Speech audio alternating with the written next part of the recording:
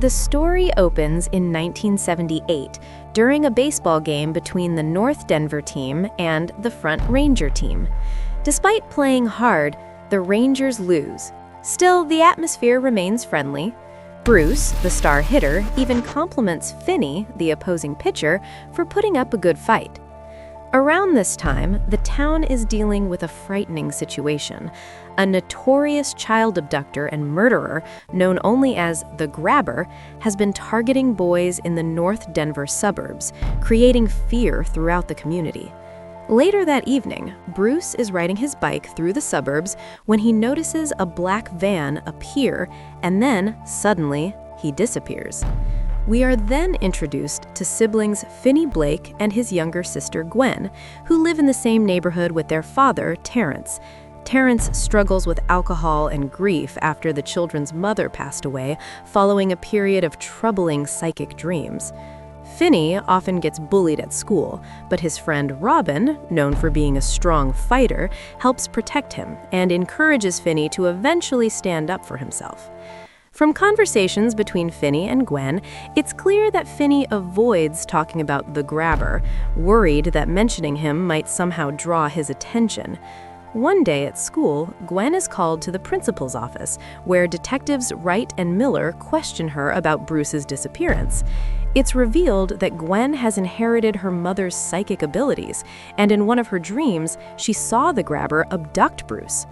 Because Gwen had previously told Bruce's sister Amy specific details about the kidnapping, details involving black balloons that weren't released to the public, the detectives suspect she might actually know the Grabber. Upset by this accusation, Gwen insists that she only saw it in a dream. Welcome to Sandy's Timeline. Today, we are going to be covering a horror film called The Black Phone. As usual, here's your trigger warning, and don't forget to subscribe for more recaps like this. The next day, after Terrence learns that Gwen was questioned, he harshly punishes her and insists she isn't like her mother, demanding that she stop talking about her dreams and stay out of the investigation. It becomes clear that Finney and Gwen mainly rely on each other for support. Elsewhere, Robin is seen walking to the store when a black van briefly appears, then he suddenly vanishes. Terrence later informs Finney about Robin's disappearance, which leads to a long search effort. The next day, the detectives come back to question Gwen, but she shares nothing new. A week later, Gwen goes to a friend's house for a sleepover, leaving Finney to take care of their father. While Finney is heading home that evening, a man with a black van accidentally falls in front of him and starts a conversation, saying he's a magician. He uses the black balloons as a distraction and then incapacitates Finney. The next thing Finney knows, he wakes up in a soundproof basement with a disconnected black rotary telephone mounted on the wall. Meanwhile, the police are alerted about Finney's disappearance and begin a search.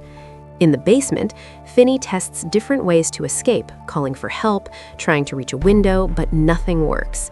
He realizes that if boys as strong as Bruce and Robin couldn't get out, it won't be easy for him either. Then, the disconnected phone on the wall suddenly rings. At first, no one seems to be on the other end. Later, it rings again, and Finney hears only static. When he finally answers a third time, he hears Bruce's voice. Bruce explains that the phone can be heard by the Grabber too, though he refuses to acknowledge it. Bruce also tells Finney about a loose floor tile that leads to a space where he can dig.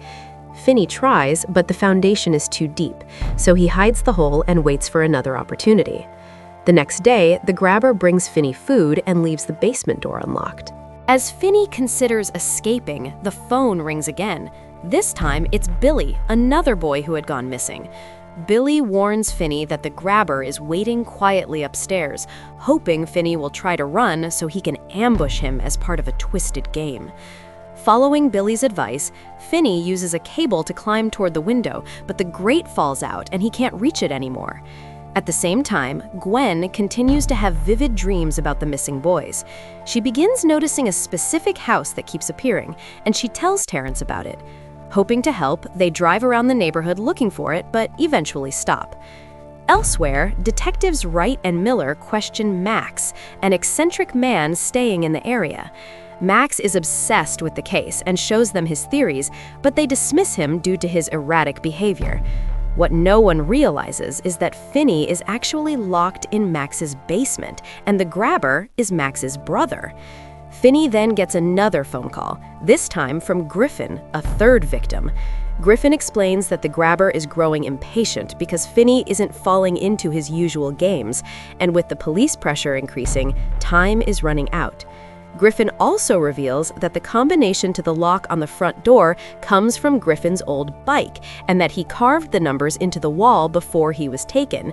He adds that the grabber has fallen asleep. Finney quietly escapes the basement and reaches the front door with the combination, but before he can get away, the grabber wakes up when his dog starts barking and captures Finney again. When Finney regains consciousness, the phone rings again. This time, it's Vance, the fourth missing boy. While Finney talks to Vance, Gwen experiences a parallel dream about the same moment, during which she finally sees the exact address tied to the house. Vance guides Finney to break through a section of the basement wall that leads into a small freezer in the next room. He manages to get through, but the freezer door won't open. Feeling hopeless, he eventually gets one last phone call, this one from Robin. Robin encourages Finney to stop giving up on himself and tells him to pack the phone receiver with dirt to use as a bludgeon to defend himself. Meanwhile, Gwen contacts detectives Wright and Miller and gives them the address she saw in her dream. Police rush to the location and discover the bodies of the grabber's previous victims in the basement of that house. Meanwhile, Max realizes Finney is being held in the basement and rushes to free him, but the grabber kills him with an axe. Upset that he had to kill his brother, the grabber then attacks Finney, having decided to end his game. Using the combined results of all his earlier escape attempts, Finney traps the grabber in the hole he dug, beats him with the receiver, and breaks his neck with the phone cord as his past victims taunt him. He also distracts the grabber's guard dog with food from the freezer. Finney emerges from a nearby house across the street from where police are investigating, and Gwen runs to him, and their father arrives soon after, emotionally apologizing and asking his children to forgive him for how he has treated them. Later, Finney returns to school. His classmates now view him differently, and with newfound confidence, he sits beside his crush in class and tells her she can call him Finn. Finney and Gwen step out of the shadows of fear, finally free from the terror that haunted them.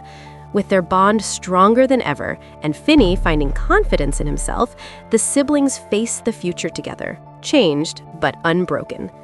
If you enjoyed this recap, don't forget to subscribe, like to Sandy's timeline, and stay tuned for more thrilling recaps just like this. Thanks for watching!